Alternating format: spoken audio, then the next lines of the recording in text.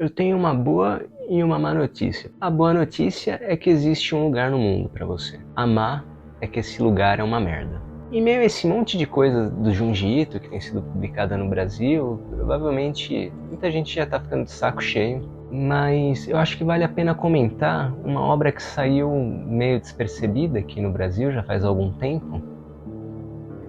E não é Guiô, mas sim uma historinha bem curta, independente, que encerra esse volume aqui, que é o Mistério da Falha de Amigara. Então nesse vídeo aqui eu vou comentar um pouco essa história, vou falar um pouquinho do enredo e de todo o rico potencial interpretativo que ela tem. Antes de continuar, eu peço a você que se inscreva aqui nas páginas do Subsolo, que ative as notificações para ficar sabendo quando tiver vídeo novo, que clique aí no joinha, depois se você mudar de ideia, você põe o joinha para baixo, também não tem problema nenhum. E o Mistério da Falha de Amigara, um terremoto fez com que viesse à tona uma espécie de falha geológica na base de uma montanha, uma cidadezinha no Japão, e essa falha geológica acabou gerando um fascínio nas pessoas, começou a atrair pessoas do país inteiro, porque nela, como que talhados na própria rocha, havia uma infinidade de silhuetas humanas perfeitas, né? E aparentemente sem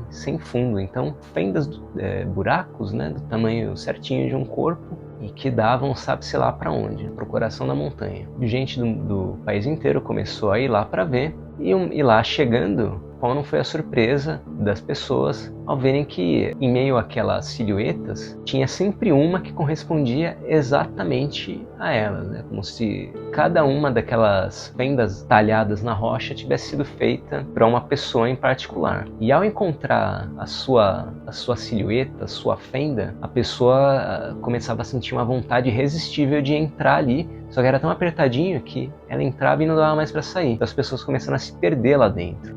O personagem que a gente acompanha, o Owaki, é um jovem que, como todas as pessoas que começaram a visitar aquele lugar, ficou fascinado ao ver na TV e quis conhecer de perto. E lá ele conhece uma jovem que também é atraída pela TV. Isso é um procedimento típico do Junji Ito, né? Um casal de jovens que acaba por se envolver casualmente na problemática de cada obra dele. E o Owaki e a Yoshida, que é a menina que ele conhece ali, eles ficam horrorizados ao ver as pessoas meio enlouquecidas entrando nas fendas. Só que aí acontece de a Yoshida encontrar a fenda correspondente ao corpo dela e começar a sentir essa vontade irresistível de entrar nela e se perder nessa fenda. O Owaki bloqueia a entrada, coloca umas pedras ali, enfim, aí rola, eles acampam, aí tem todo um rally-rola entre eles. E no meio da noite, o Owaki tem um sonho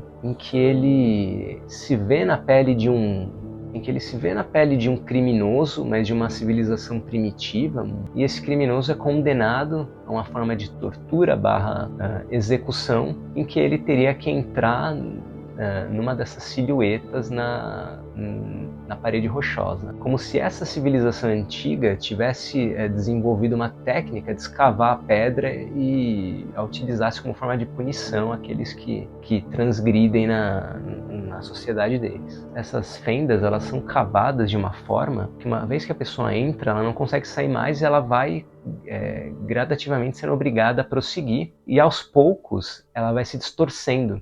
Então o pescoço começa a ser alongado, os braços começam a ser curvados, e aos poucos a fenda vai quebrando os ossos da pessoa, vai alongando, deformando, comprimindo, vai fazendo uma desgraça com a pessoa. E aí pela manhã o Owaki acorda, descobre que a Yoshida cedeu à compulsão e entrou na rocha, e aí, meio transtornado, chateado, ele encontra a silhueta correspondente a dele e ele entra ali. Bom, sim, Uzumaki, Junji Ito explorou o potencial simbólico da espiral, pensando o símbolo como um signo associado ao irracional, a um potencial interpretativo infinito, ao inconsciente. No Mistério da Falha de Amigara, ele explora justamente o potencial alegórico dessas falhas. Então, a primeira coisa que vem à mente é a própria ideia de pulsão de morte, essa vontade incontrolável de se perder, de se esvair, que me faz pensar num conto do Edgar Allan Poe chamado O Demônio da Perversidade. Nesse conto, um homem cometeu o crime perfeito, cometeu um assassinato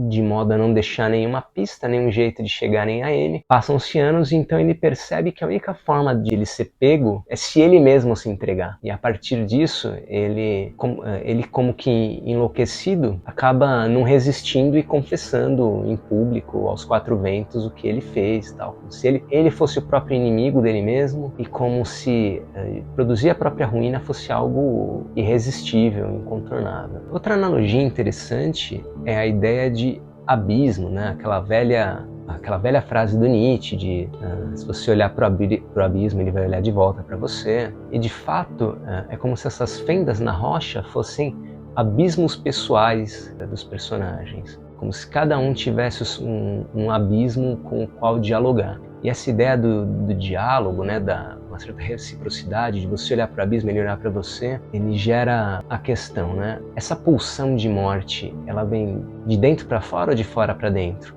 Ou existe uma reciprocidade aí, né?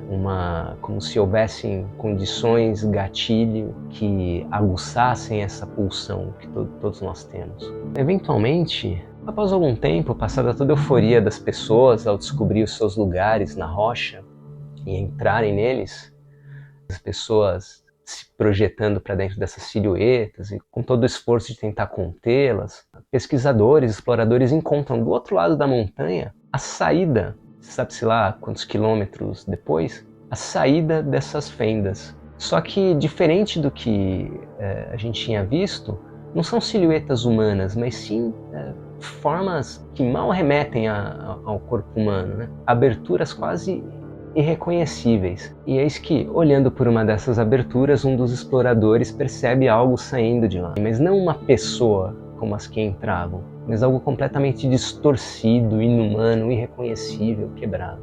Isso me faz pensar na ideia dessas fendas, não só como abismos, não só como uma incitação do nosso demônio interior, da nossa pulsão de morte, mas como uma alegoria do nosso lugar no mundo, né? Uma vez que nós encontramos aquilo que parece ser o nosso lugar no mundo, nós nos sentimos impelidos a nos adequar a ele, a segui-lo, a nos enquadrar nele. E à medida que nós tentamos nos encaixar nele, tentamos seguir o caminho que parece ter sido definido para nós, nós vamos pouco a pouco sendo mudados, sendo comprimidos, retorcidos, distorcidos, quebrados, de modo que no fim do caminho, ou no fim da vida, o que sai dessas fendas é algo completamente diferente, algo que mal pode ser comparado conosco quando nós entramos. Se você assistiu até aqui, meu muito obrigado, conto com o seu joinha aí, ou seu joinha para baixo, também pode ser. Se inscreva nas páginas do Subsolo e até o próximo vídeo.